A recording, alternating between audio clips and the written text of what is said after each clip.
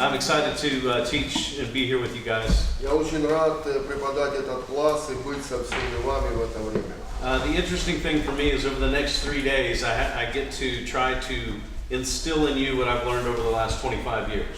Что самое будет интересное для меня, что за 3 дня я постараюсь перелить вам, передать вам то, что я за 25 лет, чему я научился за 25 лет.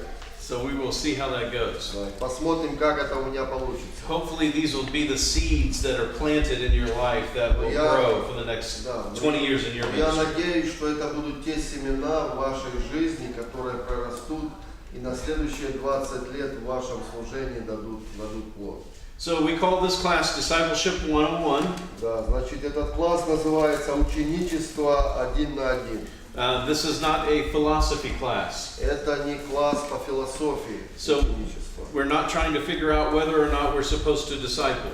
То есть мы тут не будем размышлять о том, надо нам делать учеников или не надо. That's another class called Christianity 101. То есть то другой есть для этого класс, называется «Христианство 1 на 1». And you should have gotten that in Sunday school. То есть и то вы должны уже знать с воскресной школы. So we're not trying to figure out if we're supposed to do it, but how to do it. Мы не будем здесь размышлять и пытаться решать, надо ли нам делать ученичество, делать учеников. Мы будем говорить здесь о том, что как делать учеников. So I want you to think about this as somewhat of a teaching lab. Поэтому думайте об этом классе как о лаборатории, ученической лаборатории. Because we're going to be breaking up in groups a little bit, and you're going to be discovering how you disciple people. Время от времени мы будем разбиваться на маленькие группы, и вы будете сами узнавать, как делать учеников из людей. So here's what I want to do first. Но первое, что я хочу сказать, это вот что. I know that you don't know me, and I don't know you. Я знаю, что вы меня пока не знаете, я вас тоже всех не знаю. And throughout the notes, I'm going to be giving you my story. И через вот эти конспекты я буду рассказывать как бы мою историю. But just to start out, I'm going to ask you a question. Но для начала задам вам такой один вопрос. When I say the word discipleship, Когда я говорю это слово ученичество, in one sentence, I want you to tell me what that means to you. Скажите мне одним предложением, что это значит для вас? Процесс. А? Процесс. Process, okay. Not easy, but long process. Okay, long process. All right. Долгий процесс, не легкий, долгий. All right. What else? He said following, growth. What is a disciple? Что значит ученик? Что означает ученик? Мы принимаем The one who is learning. A learner, принимаем right? Иисуса Христа однажды, а потом мы все время его ученики, мы Yeah, постоянно we received учимся, him once, but we always his disciples. постоянно Always мы we are studying. живем с Господом и Live учимся. with the Lord Это and труд. learn from him. It's a work. It's work. Discipleship is work. Okay, so Труд. discipleship then is taking a learner То and taking them on a journey with the Lord. есть ученичество – это брать ученика и брать его в путешествие с Господом, да? Yeah? Okay. So that's really what happened in my life. Вот такое подобное случилось и в моей жизни. And when I grew up in church, I did not have any formal discipleship. То есть, когда я рос в церкви, такого формального ученичества у меня не было. I grew up in Houston, Texas. То есть, я вырос в Хьюстоне, в Техасе. So I would appreciate you continue to pray for my friends that still live there. У меня там много еще осталось друзей, молитесь за них. Наводнение было в этом городе недавно. The house that I used to live in was completely flooded out. Дом, в котором я когда-то жил, полностью наводнение разрушено. And Yuri's family in Corpus Christi, they would also appreciate your prayers as well. Да, он говорит, мои друзья и родные живут в Корпус Кристи, это тоже там тоже ураган прошел. И тоже молитвы нужны. But when I grew up, I just grew up going to Sunday school and church. Но когда я рос, ходил в церковь, ходил в воскресную школу. Вот так проходили мои годы. After that, it was my responsibility to get as much training in the Bible that I could. А потом это была моя ответственность научиться Библии как можно больше, где бы я мог научиться. But I don't ever remember having somebody that invested in my life. Но я никого не помню, что кто-то вкладывал в мою жизнь. And when we talk about discipleship, И когда мы говорим о ученичестве, that's what it means in my mind. Is your ability to invest in other people. то это то, что означает для меня ваша способность вкладывать в других людей. We've gotten this idea that we just have a pulpit ministry and we're just going to preach to the masses. У нас идея такая, что у нас есть кафедра, и мы будем проповедовать массам людей. Вот так. But the truth is that that's not the model that Jesus gave us. Но истина такова, что не такую модель оставил нам Иисус. When we're going to talk about the life of Jesus and his disciples. Да, мы будем говорить и, конечно же, будем говорить за жизнь Иисуса и его учеников. So this is what I want you to do. И поэтому вот что я хочу, чтобы вы сделали. I want you to take out a piece of paper that you're going to have for the next 3 days. То есть возьмите листочек бумаги, который вам нужен будет на все 3 дня. And I want you to write at the top of that next steps. И напишите на этом чистом листочке на самом верху следующие шаги. Такое слово напишите, 2 слова. Следующие шаги. And on this paper, you're going to put things like what you need to do after class.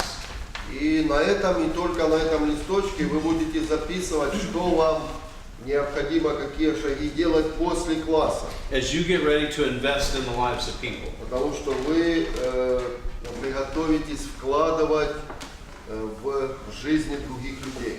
Okay, so we've already established that discipleship is investing in people. И мы уже определили, что ученичество это также и вкладывать в других людей. So I want you to take a couple of minutes, Поэтому пару минут возьмите and I сейчас. want you to evaluate yourself Я хочу, чтобы вы самооценили каждый себя. on a scale of 1 to 10. По шкале от 1 до 10.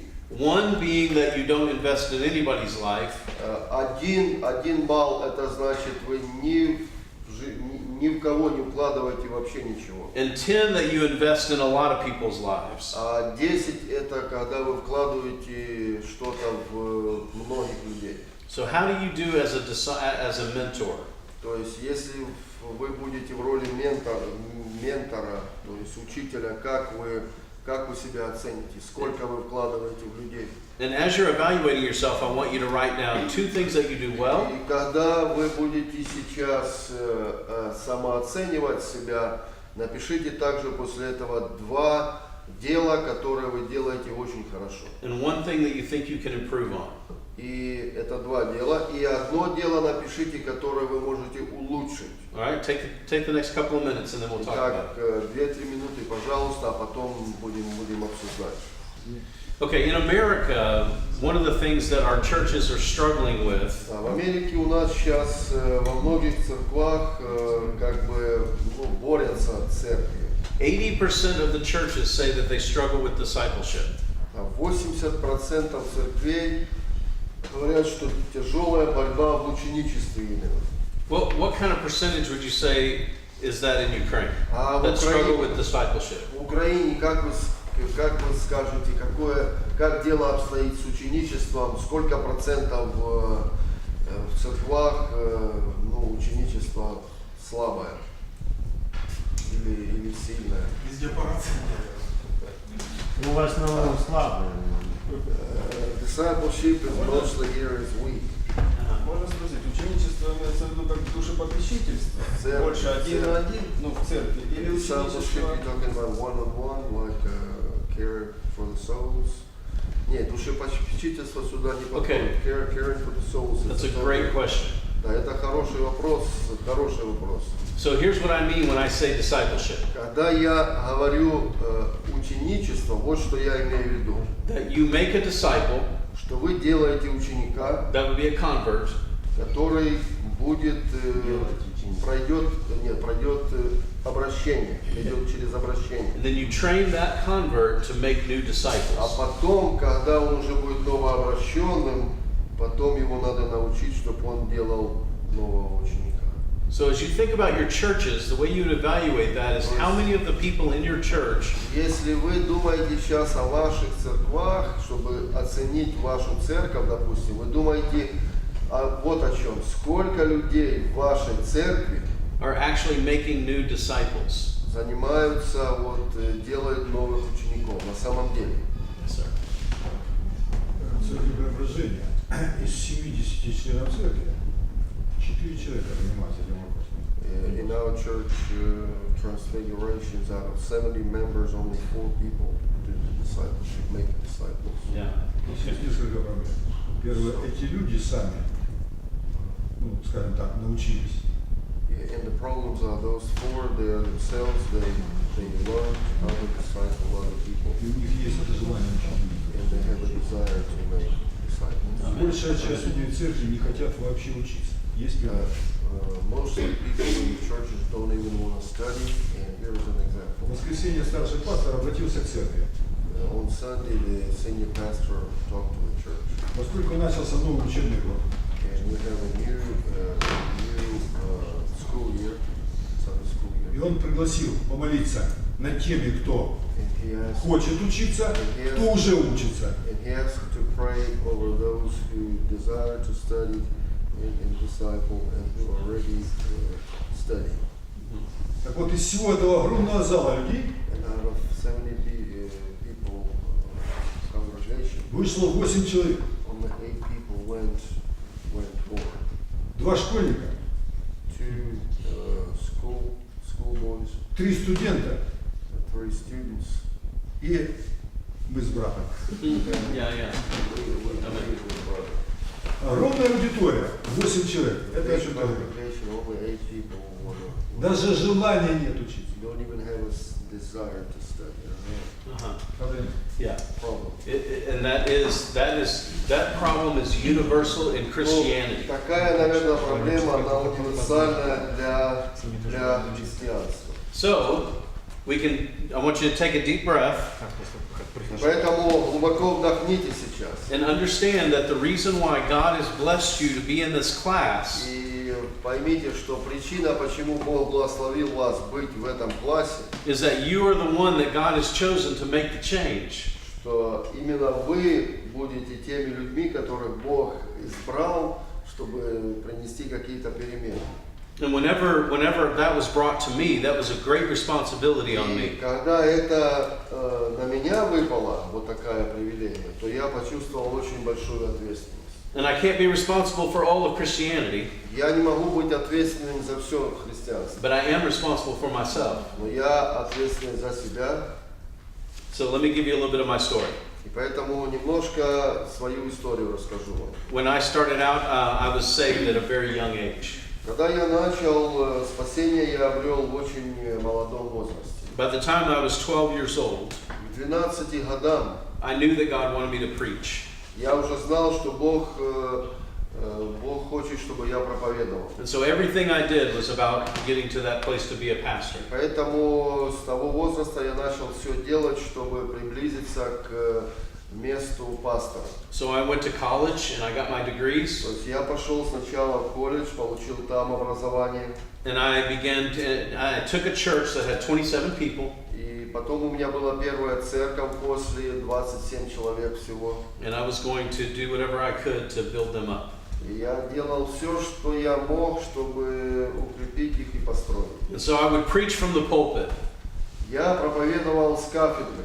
And I wasn't the best preacher because I was young, Я, во-первых, был не самый лучший проповедник, потому что был молодой. but I had a lot of passion when I preached. Но у меня было много желания, страсти, запала. But still, like the gentleman just said, I didn't have a lot of response. Но тоже, как брат сейчас только что сказал, много ответа на мою проповедь не было.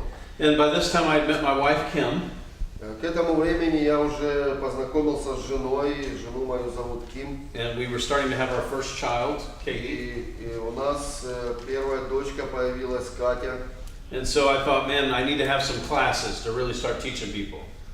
И я тогда уже загорелся, что надо, чтобы были классы у нас, чтобы обучать людей. But let me tell you the problem with classes. Но я хочу сказать вам, в чем проблема классов. You really don't know whether the people implement the information on the backside. Когда мы класс это хорошо, но не знаем, будут ли люди применять то, что чему они научились в классе. For example, I'm your instructor here for the next 3 days. Например, я ваш наставник на следующие 3 дня.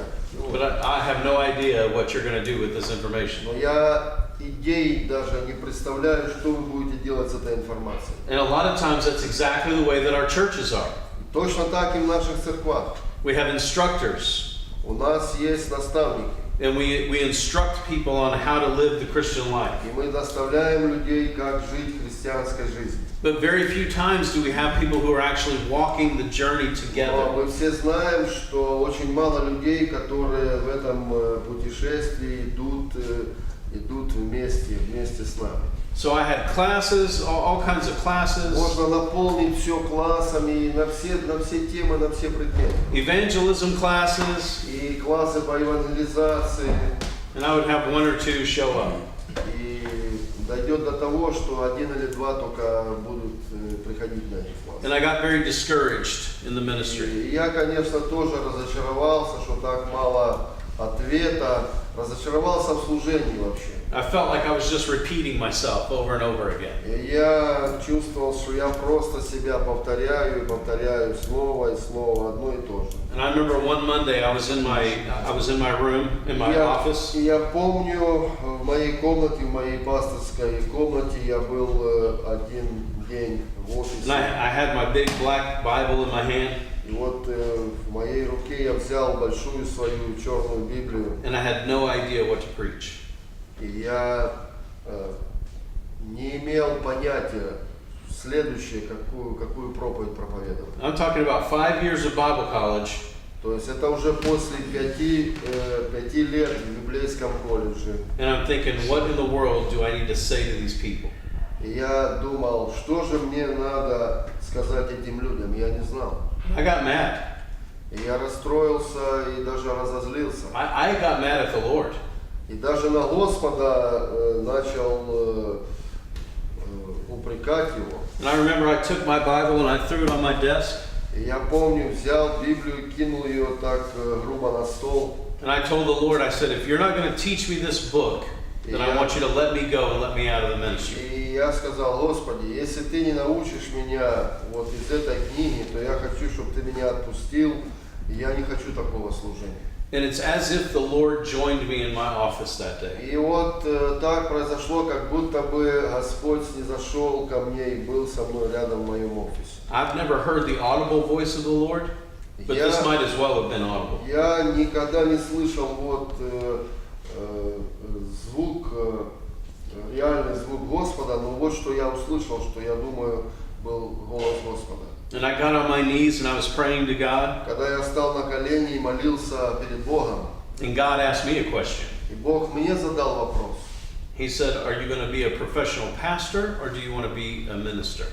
Он спросил меня вопрос: ты хочешь быть профессиональным пастором или ты хочешь быть служителем? Now, a professional pastor in America is somebody who gets paid for the ministry. В Америке профессиональный пастор – это человек, которому платят за служение. And they go to all the conferences and they play golf and they do all those kind of things. Они ездят по всем конференциям, играют даже некоторые в гольф и делают все остальное, что с этим связано. And I had aspirations to do that. I wanted to be in charge of things and be the president of this and И of у меня that. были тоже такие желания, я хотел тоже такие вещи, в таких вещах участвовать и быть президентом того союза или того клуба.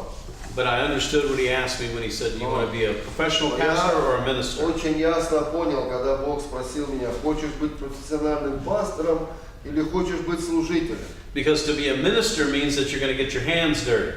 Потому что если быть служителем, это значит, надо делать грязную работу. And you're going to dive into the lives of people. И надо как бы нырять туда, в жизни тех людей, которых Бог окружает вас. And when you dive into people's lives, it gets messy.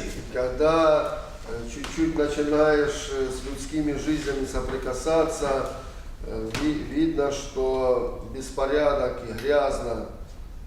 And with tears in my eyes, I said, Lord, I want to be a minister for Я you. сразу понял, что и со слезами, и слезы на глазах были. Господи, я сказал, я хочу быть служителем для Тебя. And I took away all my aspirations and everything I wanted to do. И Он забрал все вот эти мои желания, вот эти светлые желания, которые я имел, думал, что вот это я хочу делать. And I focused on what God wanted me to do in the lives of people. И я только сфокусировался на том, что Бог хочет, чтобы я делал в жизнях конкретных людей. But I told him, I said, Lord, if that's what you want me to do, I don't know what I'm doing. Но я также сказал, Господи, но если Ты хочешь, чтобы я этим занимался, но я не знаю, как это все делать. I said, you're going to have to bring men into my life to teach me and to train me. Я говорю, приведи тогда мужчин в мою жизнь, чтобы меня научили, чтобы меня снарядили, обеспечили. And the reason why I tell you that story from 1992 И это случилось в 1992 году, эта история. is because the Lord changed the direction of my life that day. Потому что в тот день Господь полностью поменял направление моей жизни. And I began to minister. И я наконец-то начал служить. And I began to invest in people. Начал потихоньку вкладывать в людей. And because of that investment, many people are in the ministry today. Да.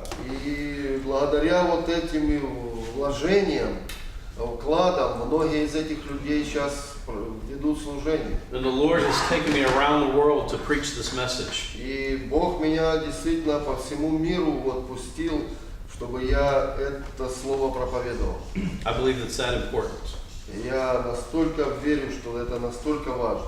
So I want you to open up your Bibles Итак, давайте откроем Библию. and let's look at Matthew chapter 28. Давайте посмотрим еще раз на Матфея, Евангелие от Матфея, 28 глава. We're going to start going through your notes a little bit. И мы уже после чтения начнем уже касаться и наших конспектов. And I want you to get to the same conclusion that I got to. И я хочу, чтобы вы пришли к тому же самому выводу, к которому я пришел. Of what the mission of God is. Мы сейчас будем говорить о том, что такое миссия Бога. All right, so we know that from Matthew 28 we have a threefold commandment from the Lord. Итак, у нас заповедь или поручение от Господа из Матфея 28 главы, в которой есть в этой заповеди три составляющие. So I want somebody to read Matthew 28:18 through 20. Итак, Матфея 28, прочитайте 1 с 18 по 20 стихи. Пожалуйста. Итак, приблизившись, Иисус сказал им: «Дана мне всякая власть на небе и на земле. Итак, идите, научите все народы, крестя их во имя Отца и Сына и Святого Духа, уча их соблюдать все, что я повелел вам. И се я с вами во все дни до скончания века. Аминь». All right, so we know that this is the last thing that Jesus said to his disciples before he ascended up on high. То есть мы знаем из этого, что это последнее, что Иисус сказал перед своим вознесением на небо. It doesn't seem like a hard task. Казалось бы, не трудная задача, да? But truthfully, what's happened is that tradition, church tradition, has taken over the commandments. Instead of us doing these, we do other things. Но интересно то, что церковная традиция, в каждой церкви традиция взяла верх, и они делают это, вместо того, чтобы вот это делать, каждая церковь делает это по-своему.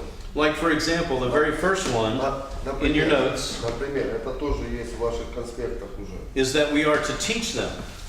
Мы должны учить их, людей. Right? That's evangelism. Это евангелизация.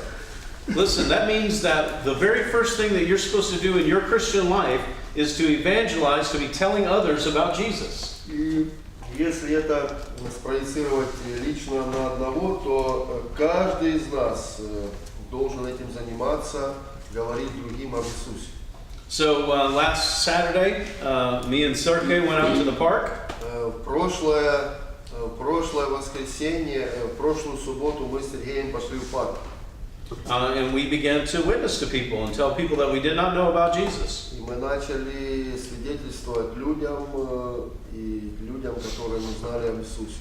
Because that's what Christians are supposed to do. И это должны делать все христиане. But in our churches today, Но в наших церквах сегодня, when we tell people that they need to evangelize, когда мы говорим людям, что надо делать евангелизацию, in their mind they think I need to bring somebody to church. они думают сразу, что надо кого-то привести в церковь. But that's not what Jesus told us to do. Иисус нам не это говорит.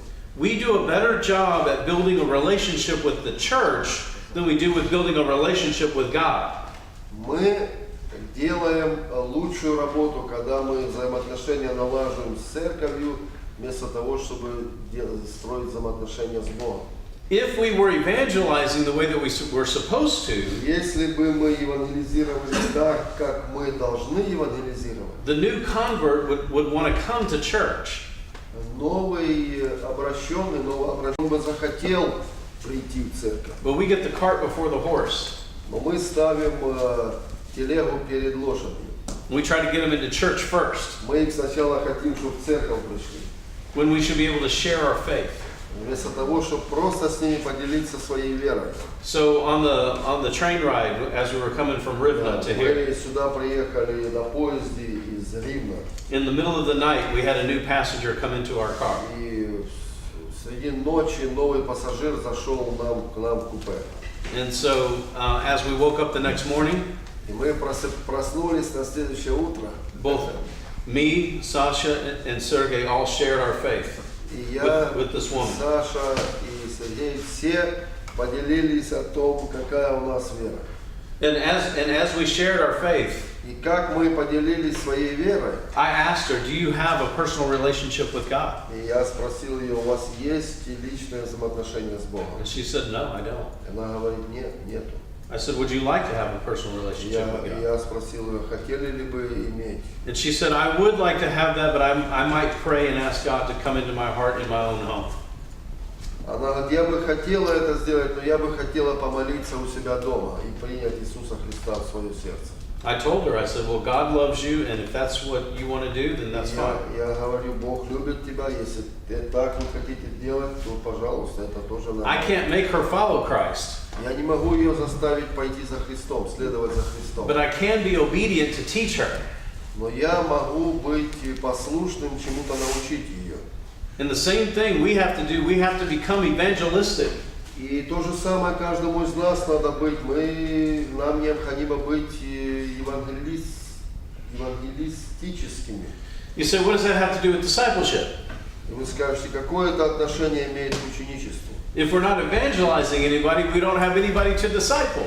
Если мы не будем никого евангелизировать, то не будет никого, кого бы можно было научить. And there's some people that talk that say that you need to have one or the other, that you either need to evangelize or you need to disciple. Люди есть говорят, надо одно из двух делать. Или надо евангелизировать, или надо учить и учить. But the truth is, you have to have, it's the same thing. You have to have both. Но истина в том, что надо и евангелизацию иметь, и ученичество. So this is an important point. Это очень важный момент. Because evangelism should always turn into discipleship. Потому что евангелизм всегда превращается в ученичество. And discipleship should always turn into evangelism. А ученичество всегда должно превращаться в евангелизм. So what happens is that there then is a multiplication factor that То happens. есть получается вот такой фактор множества, All right. умножения.